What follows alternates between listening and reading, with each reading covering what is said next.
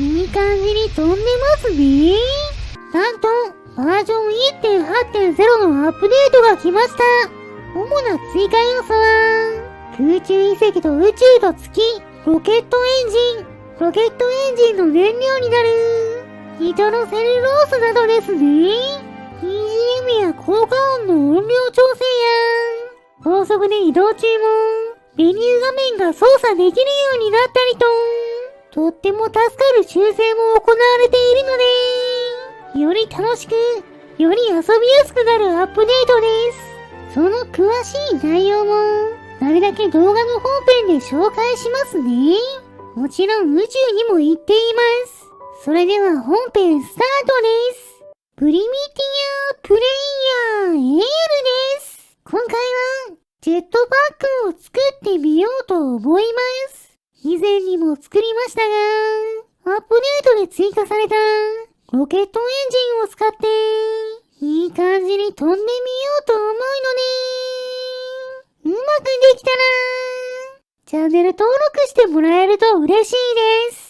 それでは作っていきましょう。その前に、まずはアップデート内容を紹介します。こうやって私が歩くと、効果音が発生するようになりました。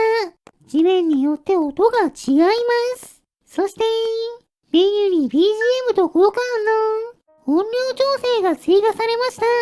今まではオンかオフだけだったので、助かりますね。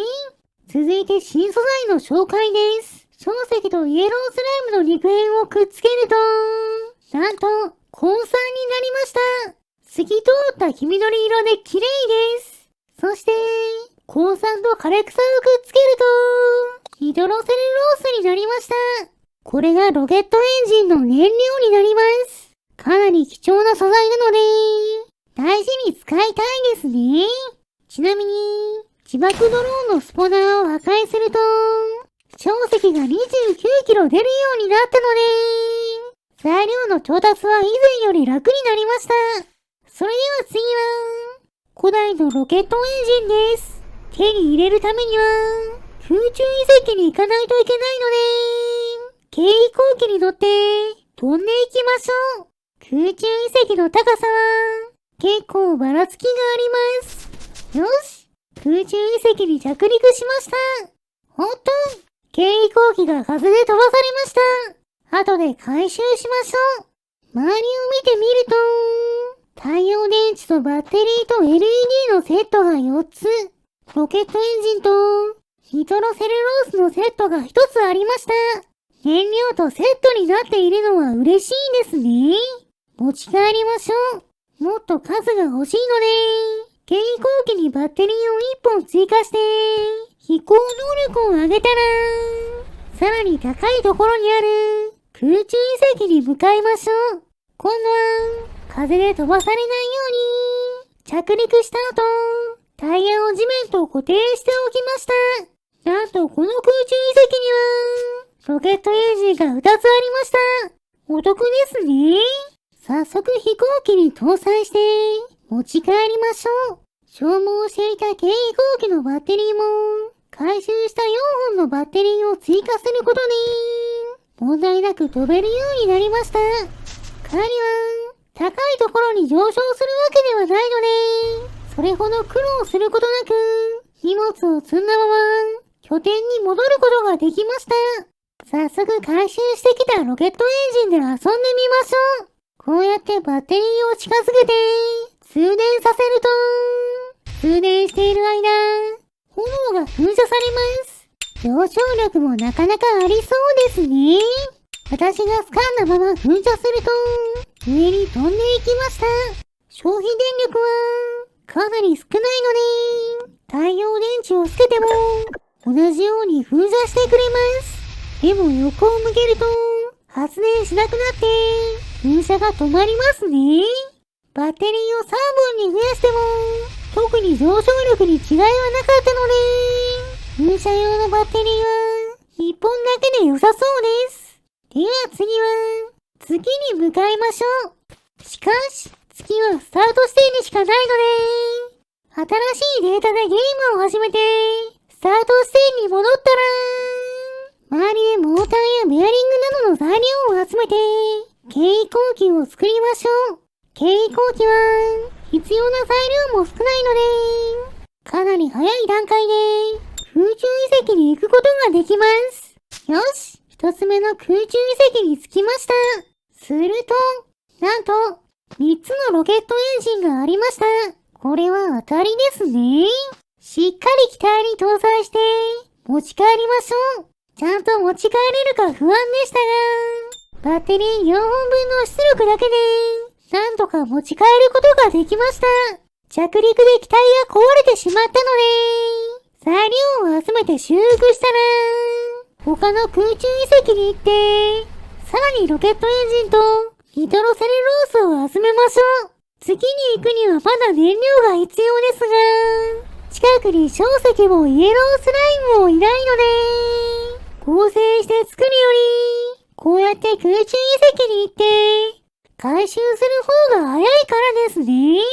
そして、なんとこの空中遺跡、金庫が置いてありました。中を開けると、大量の金が詰まっています。海の底にあるやつと同じですね。でも、重すぎて運ぶのは難しいので、下に落としておきましょう。ロケットエンジンの方も3つあったので、この空中遺跡は大当たりですね。ここで上を向くと、月が見えました。この世界だと、月も四角いんですね。早く行ってみたいです。早速ロケットエンジンを持ち帰って、月に行く準備をしましょう。次に行くには、スタート地点から真上に飛べばいいので、ロケットエンジン6つに、それについていた、ニトロセルロースを組み合わせて、シンプルなロケットを作りました。こうやって乗って、バッテリーをつけると、よし、すごい勢いで上昇しました。でもすぐに燃料が切れてしまって、宇宙に出ることはできません。今度は、ロケットエンジンを4つに減らして、もう一度飛んでみましょう。すると、さっきより燃料の消費が抑えられて、高く飛んでいる気がします。燃料が切れたところで、私がジャンプして、少しでも高度を稼ぐと、周りの空の色が変わってきました。でも、あと一歩宇宙に届きません。もっと工夫が必要ですね。そこで、ロケットエンジンを3つに減らして、ニトロセルロースを複数に分けたものを燃料として取り付けます。さらに、草の取っ手をつけることで、燃料がなくなっても、手で支えられるようにしました。これなら燃料が消えて、軽くなりながら上昇するので、宇宙に行けるんじゃないでしょうか。早速試してみると、いい感じの上昇です。縦に燃料を切っているので、上昇の抵抗にもなりにくいはずです。燃料がなくなったところで、最後にダメ押しのジャンプをすると、勢いを保ったまま、さらに上昇していって、ついに宇宙に到達しました。大気圏突破のエクトが綺麗ですね。このまま上昇して、月に行けるかと思いましたが、残念なことに、月の横を通り過ぎてしまいました。ちなみに、無重力になっているので、そのまま上昇し続けると、宇宙の果てにたどり着いて、ゲームオーバーになってしまいます。恐ろしいですね。それから、月になんとかたどり着けるように、鳥のようにヒドライを繰り返しました。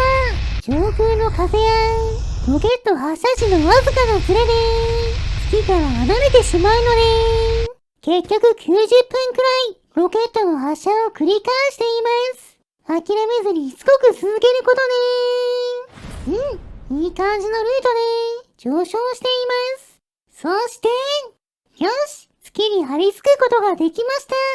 カメラには映っていませんが、月の側面を掴んで、登っているところです。そのまま上まで登ると、カメラに月が映りましたね。これでようやく、月面到着です。月面には、月の石というレアアイテムが落ちています。性能自体は普通の石と同じですね。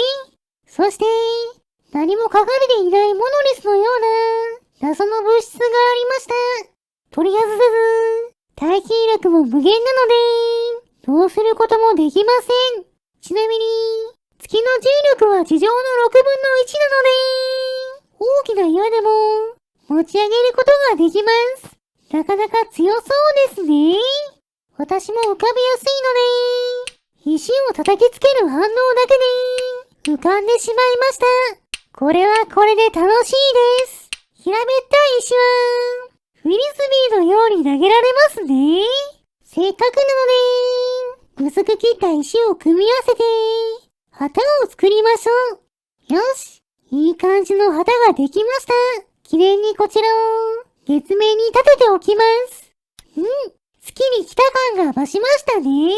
ここから、地上に月の石を持ち帰ろうと、ホルスターにくっつけたまま、飛び出そうとしましたが、月には引力があるので、引き寄せられてしまいました。ピタン！ここまで再現されてるんですね。それなら、石を地上に投げて、それを追いかける形で脱出しようとしましたが、私だけが勢いよく飛び出しても、月に吸い寄せられます。下まで降りていっても、下から上に吸い寄せられてしまうので、ロケットエンジンが火薬を持ち込むか、気滅して戻らないとダメみたいです。それでは、アップデザイン王の紹介はこれくらいにして、ジェットパック作りに戻りましょう。こちらはシンプルに、ロケットエンジン2つを組み合わせて、前方にバッテリーとスイッチをつけます。間にベアリングを挟んでいるので、ジェットパックにホルスターを固定したまま、右手でスイッチを動かせば、炎が噴射されて飛べるはずです。早速試してみると、思った通りの動きをしています。小型で小回りも効くので、なかなか使いやすいです。でも、燃料がすぐになくなるのが欠点ですね。次は一気に噴射しましょう。いい感じに飛んでますね。スピードも十分なので、攻撃にも使えそうです。そして、なんとこのロケットエンジン、水中でも噴射できます。これなら、魚雷や高速潜水艦など、水中を高速で進むものも作れると思います。ここで試しに、前にタングステンの刃をつけて、木を狙ってみましょう。いきますよー。それー！おっと、狙いを外してしまいました。次こそ当てますよー。いっけー！よし、木を破壊できました。威力も十分ですね。もう一度当てることもできたので、兵器としても十分強そうです。今度は、ドローン工場の壁を狙ってみると、よし、2回ヒットして、破壊してくれました。多段ヒットするんですね。次は風力発電機です。よく狙って、それー！すれ違いざまに切りつけて、破壊することができました。かっこいいですね。では次は、こちらの雑魚キャラの大群を狙って、ジェットパックで攻撃してみましょう。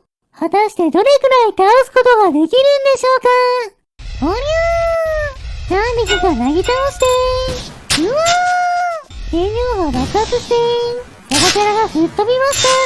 すごい爆発力ですね。火薬よりも、爆発で受けるダメージは低いですが、遠くに吹っ飛ばす力が強いのかもしれません。だとしたら、ニトロセルロースは、弾薬としてもとても優秀ですね。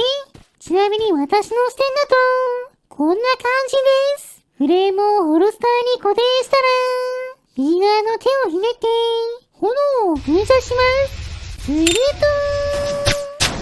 爆発して、大体のザコキャラが吹っ飛んでいきました。ここで試しに、ロケットエンジンを向かい合わせにくっつけて、炎を噴射すると、お物は消毒だー！いい感火炎放射器になりました。それでは最後は、こちらの巨大スライムを狙って、ジェットパックで攻撃してみましょう。果たして倒すことはできるんでしょうか？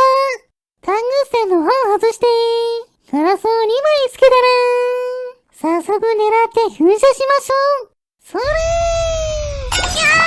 私もやられてしまいました。それでもめげずにもう一度。おりゃー！やったー！やっはー！ 7503 ダメージ！巨大スライムを倒しました。